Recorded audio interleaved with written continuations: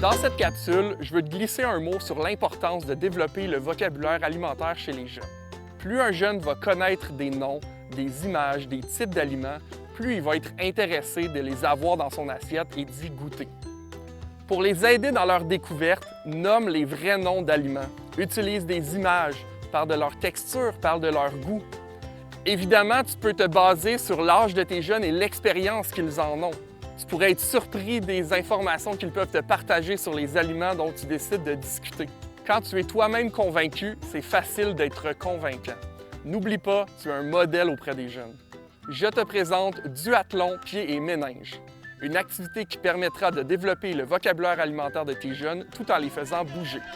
Et c'est en étant actif qu'on retient mieux l'information.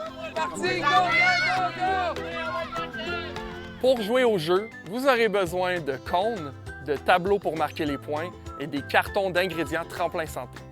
Si jamais vous ne les avez pas sous la main, vous pouvez utiliser des circulaires ou demander à vos jeunes de dessiner les ingrédients sur un papier. Avant de débuter l'activité, on vient installer une ligne de départ et on va déposer les cartons d'ingrédients dans la zone de recherche. Par la suite, on divise le groupe en 2 équipes et chaque équipe se place en ligne derrière la ligne de départ. Avant la première manche, chaque équipe choisit un représentant et doit être à l'écoute de la question qui sera posée. C'est la question qui va déterminer quel ingrédient ils doivent aller chercher. Par exemple, on va demander aux jeunes d'aller chercher un aliment rouge. Lorsque le signal est donné, ils partent à la course, prennent un aliment rouge et le ramènent dans leur base.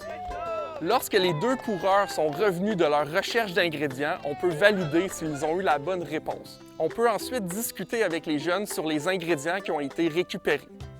On attribue ensuite un point à l'équipe qui a été la première à ramener le bon ingrédient. Lorsque les points sont attribués, les coureurs vont à l'arrière de la file et nous avons 2 nouveaux coureurs pour la prochaine manche. On pose une nouvelle question et lorsque le signal est donné, c'est parti à nouveau pour la recherche d'ingrédients. Si tu veux ajouter des variantes à ton jeu, tu peux impliquer les jeunes qui sont en temps d'attente.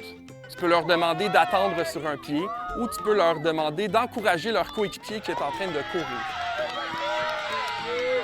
Aussi, tu peux varier le nombre d'ingrédients à aller récupérer dans une même manche. Par exemple, tu peux demander aux jeunes d'aller récupérer 3 ingrédients qui appartiennent à la catégorie des produits laitiers. Bonne course!